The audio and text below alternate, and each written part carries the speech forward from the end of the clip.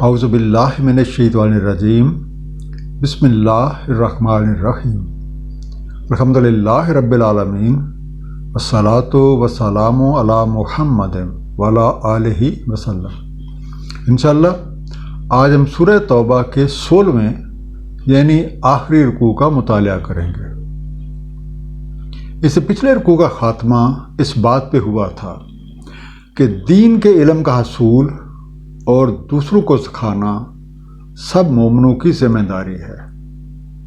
اب چونکہ سب کے سب لوگوں کے لیے یہ ممکن نہیں ہے کہ وہ دین کے علم کو حاصل کرنے کے لیے نکل کھڑے ہوں، اس لیے ضروری ہے کہ مسلمانوں کے ہر گروہ سے کچھ نہ کچھ لوگ اس کام کے لیے نکل کھڑے ہوں، دین کا فہم حاصل کریں اور واپس آ کے اپنے لوگوں کو تعلیم کریں۔ اس دعا کے ساتھ کہ اللہ تعالیٰ نبی پاک صلی اللہ علیہ وسلم کے طفیل ہم سب کو قرآن کریم کا صحیح مفہوم عطا فرمائیں۔ آئیے مطالعہ قرآن کا آغاز کرتے ہیں۔ سورہ توبہ رکوع نمبر 16 جو کہ آیات 123 سے 129 پہ مشتمل ہے۔ بسم اللہ الرحمن الرحیم۔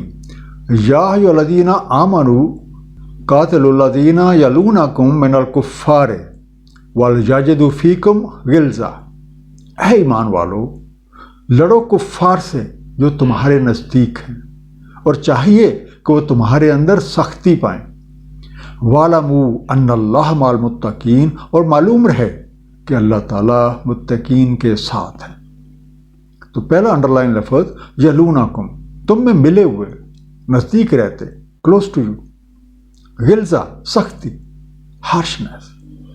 ایک فلاحی معاشرہ قائم کرنے کے لیے ضروری ہوتا ہے کہ تمام لوگ قوانین پہ عمل کریں تاکہ ایک ایسا ماحول تشکیل پا جائے جس میں امن و چین ہو، بھائی چارہ ہو اور سب کے حقوق محفوظ ہوں، اور اس میں ترقی کے یکساں مواقع ہر ایک کے لیے موجود ہوں۔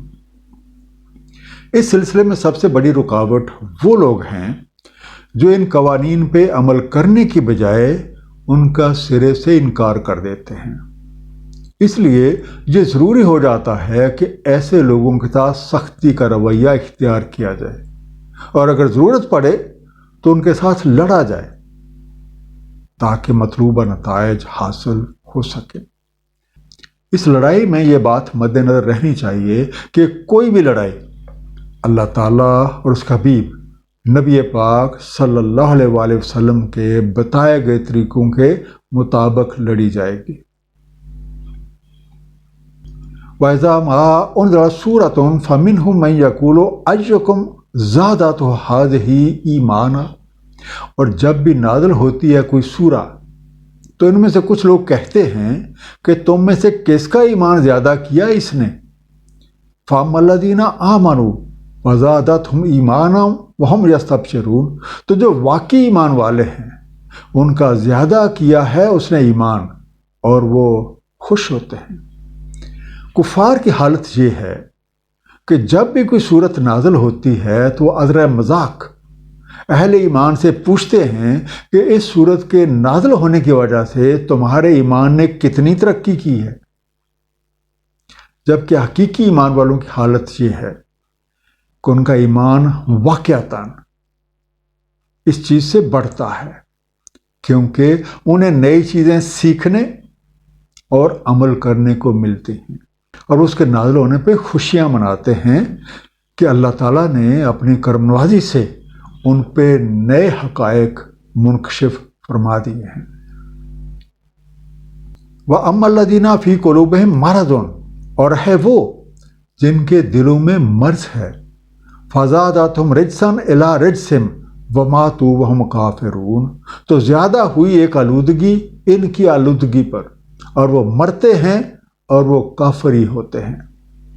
جبکہ وہ لوگ جن کے دلوں میں کوئی نہ کوئی بیماری ہے تو ان کے طرز عمل کی وجہ سے دھول کی ایک اور تہ ان کے آلودہ ذہنوں پہ چڑھ جاتی ہے، کفر کے اندھیرے مزید گہرے ہو جاتے ہیں اور وہ حالت کفر میں ہی مرتے ہیں۔ سورہ البقرہ آیت نمبر 10 میں ارشاد ہے، ان کے دلوں میں ایک مرض ہے، سو زیادہ کر دیا ان کا مرض اللہ تعالیٰ نے، اور ان کے لیے المناک عذاب ہے بوجہ ان کے تکذیب کرنے کے، کیونکہ بیماریاں ادھر ہی ہوتی ہیں جہاں گندگی ہوتی ہے۔ اولا یرون انہم یفتنون فی کل عام مرۃ او مرتین، اور کیا نہیں یہ دیکھتے کہ وہ فتنے میں پڑتے ہیں ہر سال ایک بار یا 2 بار، ثم لا یتوبون ولا هم یذکرون، پھر بھی نہ وہ توبہ کرتے ہیں اور نہ وہ یاد دہانی حاصل کرتے ہیں۔ یفتنون، فتنے میں مبتلا ہوتے ہیں، آزمائش میں پڑتے ہیں، آرٹرائٹ۔ دلوں میں کفر اور نفاق کا روگ پالنے والے اگر اپنے ارد گرد رونما ہونے والے واقعات اور خود اپنی حالت پہ غور و فکر کریں تو انہیں صاف صاف نظر آ جائے گا کہ ان کے غلط طرز عمل کی وجہ سے وہ ہر سال 1 بار 2 بار یا کئی بار کسی نہ کسی مشکل کا شکار ہوتے رہتے ہیں۔ موت آنے سے پہلے ان کے پاس توبہ کرنے کے مواقع موجود ہیں، وہ اپنی غلطی کو تسلیم کر کے، توبہ کر کے اور استغفار کے سسٹم کو اپنا کر اپنے اعمال کو درست کر کے ان مشکلات سے چھٹکارا پا سکتے ہیں۔ بہرحال اگر یہ اپنے اعمال نہیں سنواریں گے تو قانون قدرت کے مطابق ان کے معاملات کا فیصلہ ہو جائے گا۔ وَإِذَا مَا أُنزِلَتْ سُورَةٌ نَظَرَ بَعْضُهُمْ إِلَىٰ بَعْضٍ، اور جب نازل ہوتی ہے کوئی سورہ تو نظریں دوڑاتے ہیں ایک دوسرے کی طرف۔ هَلْ جَرَاكُم مِّنْ أَحَدٍ ثُمَّ انصَرَفُوا، کیا تمہیں کوئی دیکھتا ہے؟ پھر پلٹ جاتے ہیں۔ صَرَفَ اللَّهُ قُلُوبَهُمْ بِأَنَّهُمْ قَوْمٌ لَا يَفْقَهُونَ، پلٹ دیے ہیں اللہ تعالیٰ نے ان کے دل، کیونکہ وہ ایک بے سمجھ قوم ہے۔ صرفا، پھر دیا، ٹرنڈ اوے۔ ان ناقص اندیشوں کا حال یہ ہے کہ جب بھی کوئی نئی سورہ نازل ہوتی ہے تو یہ ایک دوسرے کی طرف نظریں دوڑاتے ہیں اور آنکھوں ہی آنکھوں میں اشارے کر کے پوچھتے ہیں کہ کوئی انہیں دیکھ تو نہیں رہا، اور پھر چپ کے وہاں سے کھسک جاتے ہیں اور جس حالت میں آئے تھے اسی حالت میں ہی لوٹ جاتے ہیں۔ حق سے ان کی عدم توجہی کی وجہ سے اللہ تعالیٰ نے ان کے دل پلٹ دیے ہیں، جس کی وجہ سے ایک سادہ سی حقیقت ان کی سمجھ میں نہیں آ رہی۔ لَقَدْ جَاءَكُمْ رَسُولٌ مِّنْ أَنفُسِكُمْ، تحقیق تشریف لائے ہیں تمہارے پاس ایک رسول تم میں سے، عزیز علیہ ما عنتم، شاق ہے ان پہ تمہارا زحمت میں پڑنا، حریص علیکم بالمؤمنین رؤوف الرحیم، حریص ہیں تمہارے لیے مومنین کے ساتھ رؤوف الرحیم ہیں۔ عزیز، گراں، بھاری، گریویس، عنتم، تمہارا تکلیف اٹھانا، یور سفرنگ، حریص، شدید خواہش مند، ایکسٹریملی ڈیزائرس۔ اے لوگو، تمہارے پاس نبی پاک صلی اللہ علیہ وآلہ وسلم تشریف لا چکے ہیں۔ ان کی نرم دلی اور رحمت کا یہ عالم ہے کہ تم میں سے کسی پہ مصیبت کا آ پڑنا یا تمہارا کسی مشکل سے دوچار ہو جانا انہیں بہت بھاری گزرتا ہے۔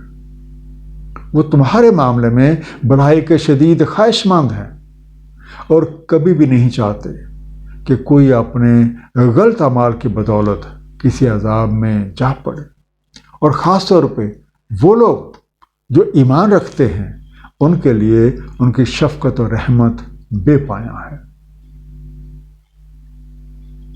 فَإِن تَوَلَّوْا فَقُلْ حَسْبِيَ اللَّهُ لَا إِلَٰهَ إِلَّا هُوَ، بس اگر وہ روح گردانی کریں تو کہہ دیں میرا حساب اللہ کے سپرد، نہیں ہے کوئی الہ سوائے اس کے، علیہ توکلت وہو رب العرش العظیم، اسی پہ میں توکل کرتا ہوں اور وہی رب ہے عرش عظیم کا۔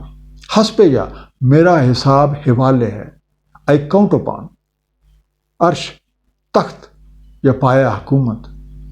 اے دائی حق، یہ لوگ اگر اس قدر واضح احکامات، توبہ کی اہمیت، اپنا احوال سنوارنے کی تفصیلات، اپنے رب کی بے پایاں رحمت کے بتائے جانے کے باوجود بھی رائے حق سے گریزاں رہتے ہیں تو انہیں ان کے حال پہ چھوڑ دیں۔ قانون ربی ان کے اعمال کے مطابق ان کا فیصلہ کر دے گا۔ جب آپ نے انہیں پیغام حق پہنچا دیا ہے تو آپ نے اپنا فرض پورا کر دیا ہے اور آپ کا معاملہ اللہ تعالیٰ کے سپرد ہے۔ ان سے کہہ دیں کہ اللہ تعالیٰ کے سوا کوئی حاجت روا نہیں ہے، میں اسی پہ توکل کرتا ہوں اور وہی عرش عظیم کا رب ہے، اور یہ ساری کائنات اسی کے احکامات کے مطابق چل رہی ہے۔ سورہ نمل آیت نمبر 26 میں ارشاد ہے، اللہ تعالیٰ نہیں ہے کوئی الہ سوائے اس کے، عرش عظیم کا رب ہے۔ ایک مختصر سا خلاصہ، ایک فلاحی معاشرہ قائم کرنے کے لیے ضروری ہے کہ سب لوگ قوانین پہ عمل کریں تاکہ ایک ایسا ماحول پیدا ہو جائے جس میں امن و امان ہو اور ہر کسی کے حقوق محفوظ ہوں۔ امن دشمن عناصر اپنی مذموم حرکات کی وجہ سے آئے دن کسی نہ کسی مشکل سے دوچار ہوتے رہتے ہیں، لیکن پھر بھی اپنی کم عقلی کی وجہ سے کوئی نصیحت حاصل نہیں کرتے۔ اللہ تعالیٰ کے رسول نبی پاک صلی اللہ علیہ وآلہ وسلم تشریف لا چکے ہیں۔ ان کی رحمت کا یہ عالم ہے کہ ہم پہ کسی مصیبت کا آ پڑنا انہیں بہت بھاری گزرتا ہے۔ وہ ہم سب کی بھلائی کے شدید خواہش مند ہیں۔ ایمان لانے والوں کے لیے ان کی شفقت اور رحمت بے پایاں ہے، جبکہ ان کی تعلیمات کا انکار کرنے والے اپنے کیے کے خود ذمہ دار ہیں۔ صدق اللہ العلی العظیم، صلی اللہ تعالی علی حبیبہ محمد وعلی آلہ وسلم۔